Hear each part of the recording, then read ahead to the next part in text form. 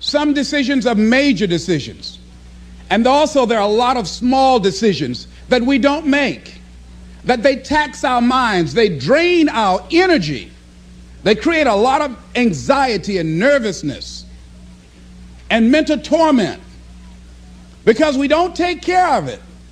We decide not to decide, which is a decision. Deciding to decide, to act, is a major, major challenge for all of us at different points in different areas of our lives. And there are things that happen to us along the way, experiences that we have that prevent us from working through the mental block of acting, of doing those things that we know we ought to do. And so what I want you to think about is, what is there that you know you need to do, that you want to do this, but for some reason or another, you've been holding back. For some reason or another, you just have not been able to gather your nerves or be able to work through the procrastinating or putting it off or justifying or blaming. Some reason or another, you just haven't done it. And you know you ought to do this. You really want to do this, but you don't know why you haven't done it. Anybody know what I'm talking about? Raise your hand, please. Okay, then I've got company here this evening. I'm not talking to myself. Now, first of all, we know that this is not easy. Because in order to begin to reinvent your life, you've got to make a conscious, deliberate, determined effort. That you really have got to put all of yourself into it. It's very challenging to act, to do those things. There are times when you're looking at it and you say, I know I need to do this, but I don't feel like it. I don't want to do it. I know I need to do it, yet leave me alone. No, I don't want to do it. So what do we do? What are those things that cause us to do like that? I think that among the things that prevent us from acting is the fear of failure. And if you've already failed, you don't want to fail again. The pain of that, the disappointment, the fear of loss is another thing. Because many times when we do those things that we know we need to do, we feel that we might lose somebody that we love very much and care about. We don't want to hurt anybody. Many of us don't act because we want other people's approval. We want everybody to like us and to accept us. And that's not possible. Many of us don't do the things that we want to do and don't act because of lack of self-confidence. We don't believe enough in ourselves.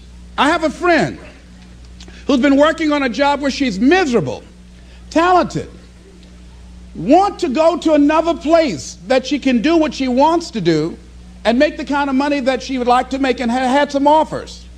But because of her fear and her lack of self-confidence of things might not work out, she won't take a chance on herself.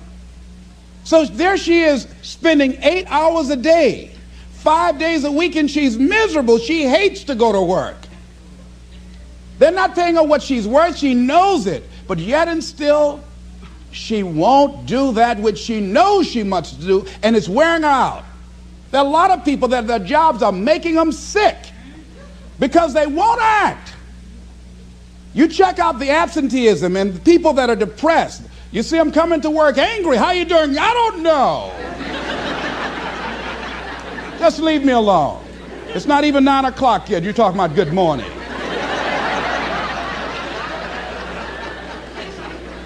There are days you go to work, you want to just keep driving past the job. You don't want to stop because it's not in sync with who you are. But you haven't acted. Have another friend. This guy's brilliant. He's a business consultant. He helped a lot of people get their business started. And people come to him because they know he's knowledgeable. But this guy won't start his own business. Now, he's very smart. He can do it. Everybody believes in him except him. And he's so smart, he's talked himself out of it. Well, the numbers aren't right. And so there are many reasons why we don't act. There are other things, though, that affect us. Is that not wanting to take personal responsibility. We want somebody else to do it. And many times we pick up our inability to do certain things from people that we love, people that we admire. We identify with them, and we live in the context of their ideas, their opinions, and their life patterns. We buy into it unconsciously. My mother is a pack rat. She keeps everything. She doesn't throw anything away. And I have unconsciously picked that up. Now, my mother never said, let me show you how to keep everything, Les, and just clutter things. I unconsciously picked that up, many times unconsciously. We try to honor the people we love by being like them. By the same token, I realized something about myself when I had some major decisions to make, and I found myself acting like my mother.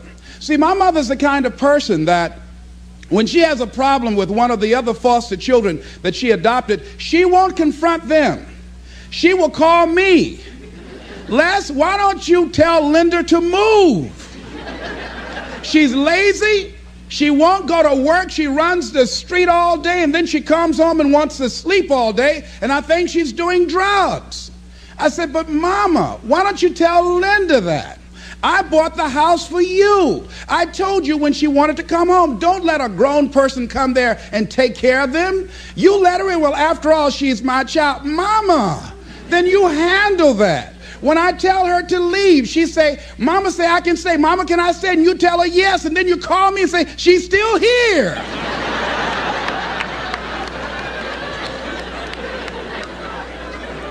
Why worry me with this? So Mama hasn't developed the courage to act on that. Some people won't act until there's a crisis situation. When Linda started stealing from Mama and took her Social Security check to get some drugs, Mama got some courage to say, get out of here and don't ever come back. But she wouldn't do it until then. And see, we don't have to wait until a crisis situation. I have a friend that has been having a challenge with losing weight. Both of us have been dealing with that challenge. And for the past 40 years, he's always seemed like weighed over 235 pounds. And so he said, man, I just can't lose weight. I'm big-boned.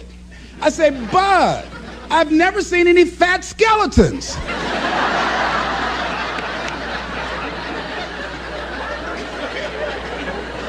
No, you need to act on your health. You can change this. You don't have to go to your grave fat. We're all digging early graves without teeth. We don't have to do this. They need to have a support group around M&M peanuts. You want a support group on something, and throw Snickers in there too. Bud and I can tell you about the help we need with that. So what happened with Bud, though, he became ill a few weeks ago. See, Bud in the last few weeks has lost more weight than he's ever lost, even when we were competing with each other, betting a lot of money. But what happened was, Bud became diabetic. He went into an insulin shock. He didn't know that he was diabetic. His blood sugar became high. And the doctor said to him, you are diabetic. You're going to have insulin shots every day. You're going to have to change your diet. And let me tell you what's going to happen if you don't do what we tell you to do. Number one, there's a possibility that you can become an amputee. Number two, you can go blind. Three, you can become impotent. Bud, say, help me.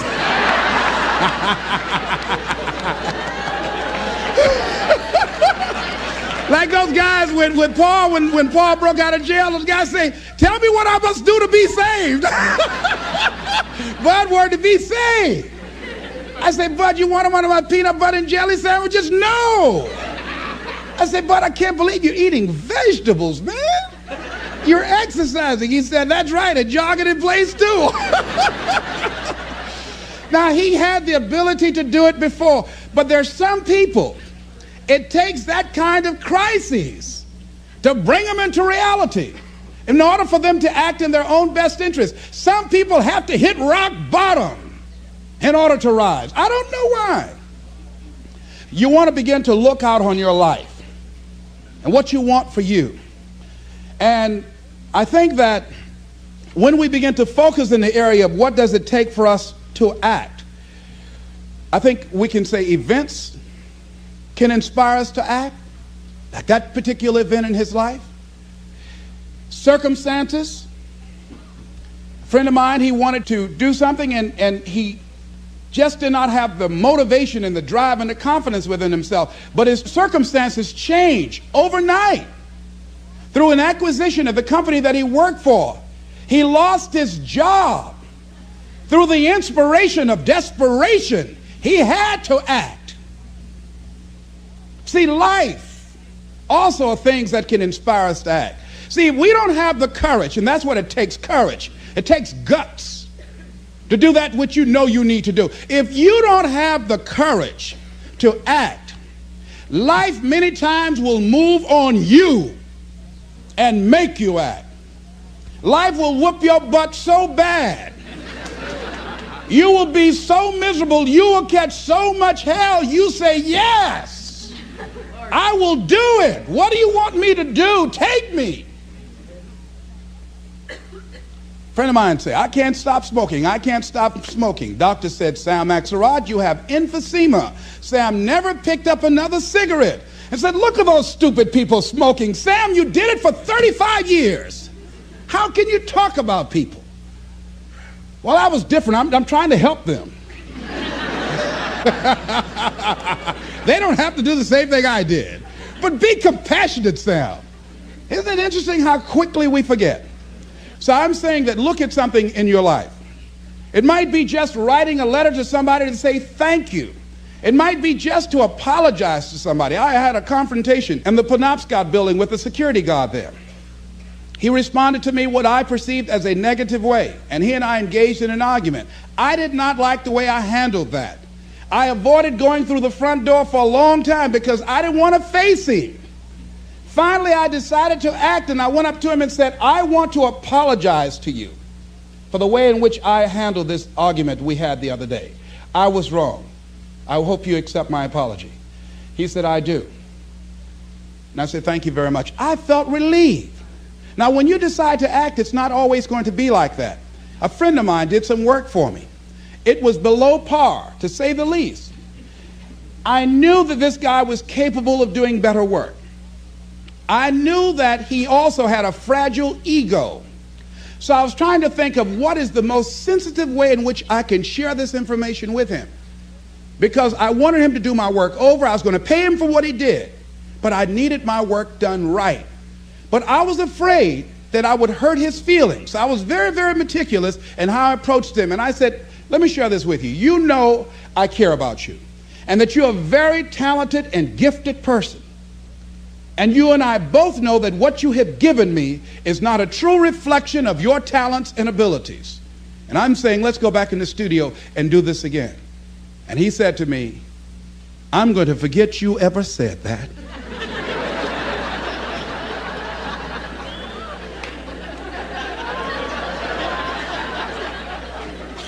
I was wiped out. He never spoke to me again.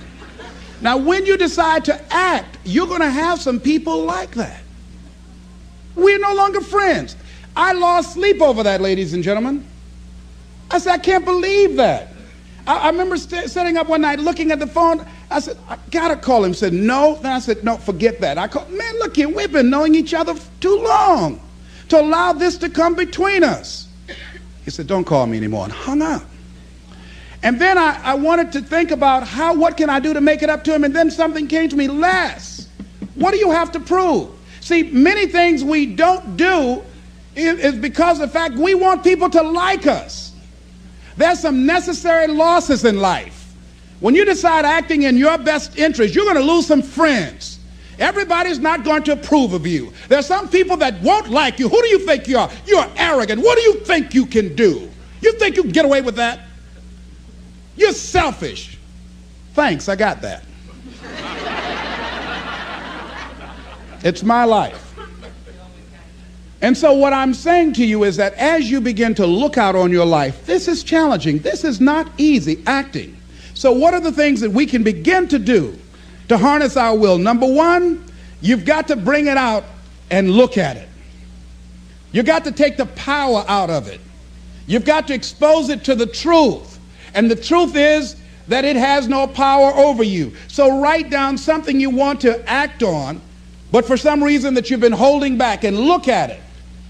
The next thing is, ask yourself the question, is it helping you to continue to put it off? If it's an asset for you to continue to procrastinate, then continue to do that. But if it's a liability for you, if it's causing you some mental and some emotional challenges, or perhaps a financial problem, look at that. Examine that for what it is. Next step, ask yourself, what's blocking you? What's preventing you from acting? Why don't you have the courage to handle that? Why won't you face that? What are you running away from? What kind of avoidance behavior are you engaged in? Next is, what is the worst thing that can happen when you take action? So I looked at that, and I said, what's the worst thing can happen when I tell him this? He can say, I don't like you, and he did. Now what happened? I experienced that, I looked at that, I saw that, and guess what, ladies and gentlemen? I didn't die. My feelings were hurt a little bit. I lost some sleep about it, and sometimes I think about it when I drive past his house, but I'm still here. It's uncomfortable, but it's okay. It doesn't bother me anymore. I've gotten used to it now. So what is the worst thing that can happen? I want you to visualize that, experience that, feel the nervousness and the discomfort. And the more you run it in your mind, the less power that it will have.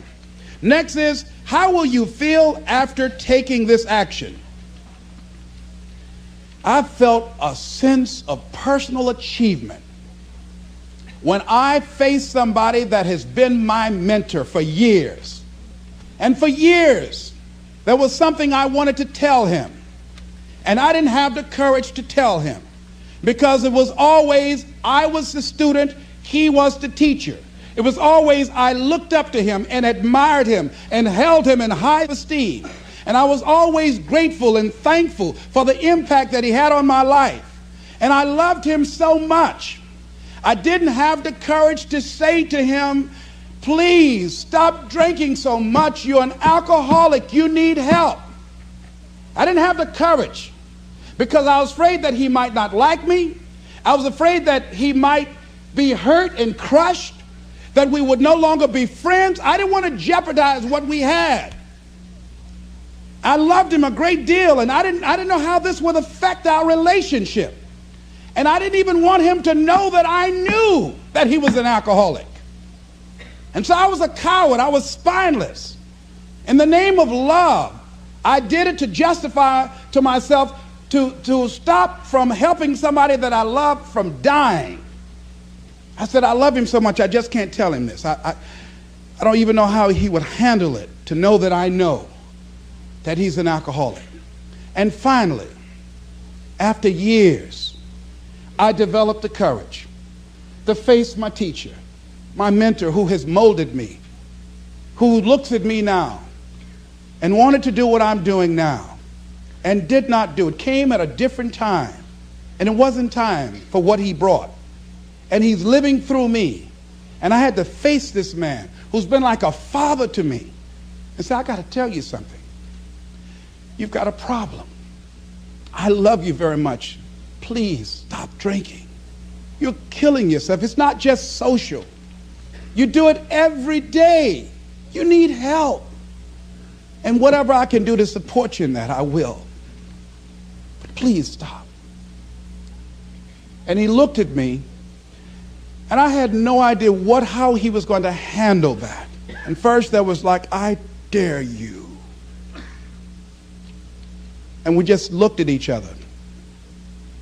And then I reached out to embrace him. And we've never, ever embraced men, macho. Never hugged before. I hugged him, and he just stood there with his arms straight. He couldn't raise his arms to hug me back. And he was shocked. And after he got over the initial shock, when he could bring himself to speak, to maintain his composure, because he could never afford to let me, his student, see him vulnerable or admit that I was right. He said, I'll be seeing you. And I said, yes, sir. I said, tell your wife I'll be by the house to see you all before I leave. And when he walked away, at first I was very depressed. about it. And I said, well, maybe it wasn't my place to do this. And you know, when you act, you're going to have some second thoughts. And then I said, no. I did what I felt. I did it because I feel very strongly about this. And fortunately, he called me back a few weeks later and left word with the answering service. Leslie Brown, I just want to say thank you. And hung up. That was a good feeling. When we look out on our lives, you ask the question, what are you going to do? Look at, as you think about this that you know you need to handle, what are you going to do? And then write down 3 strong reasons on why you know you must take action. And being explicit and descriptive in your reasons, because your reasons have power. Your reasons will drive you. When you have doubt, when your faith becomes weak, your reasons will fortify your faith. When you have an inner conversation, say, no, don't do that. Your reasons will become your rod and your staff to comfort you, to take you through those challenging moments. So write down your reasons. And what you will find, that when you decide to act, when you decide to take life on, and let me warn you, it can be painful, it will be uncomfortable, and that's where the growth is. When you're uncomfortable, when you're stretching out, when you're taking life by the collar, you're going to get thrown to the ground again and again and again. But when you have determination, and you know that what you're doing is right, it gives you your life, it gives a special meaning and power to you, you will have some power from on high. You will discover some things about yourself that will begin to electrify your personality. You'll begin to discover some things about you that you don't know you've got when you put yourself in that type of challenging situation. Repeat after me, please. I can go into action on anything in my life. Nothing is stopping me but me. No challenge in my life has any power over me. Here's something that Howard Thurman wrote on the decision to act. He said, it's a wondrous thing that a decision to act releases energy in the personality.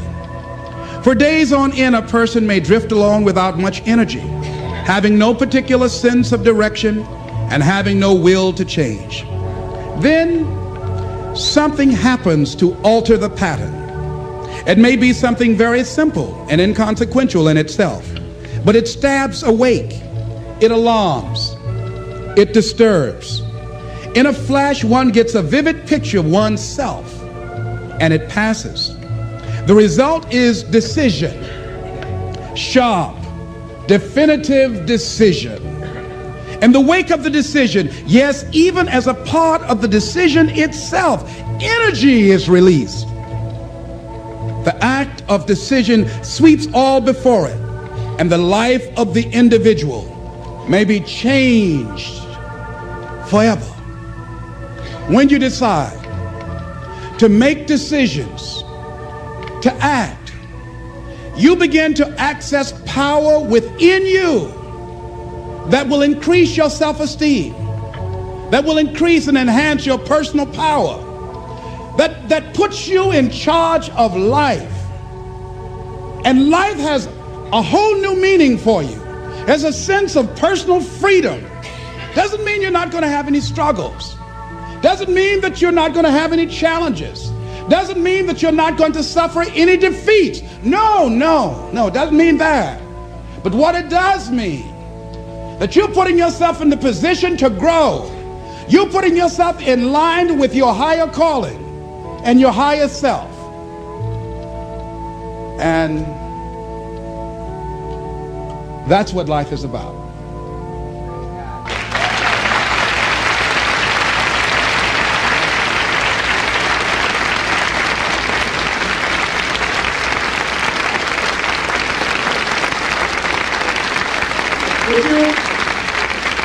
Would you join me in this affirmation, please? Everybody stand, please. I'm standing up to life and the challenges in my life. I'm going to use all of me. All of my courage, my faith, determination, and any help and support that I can give anyone to realize their greatness. Together we can. Shake somebody's hand on your right and left and say, you got what it takes.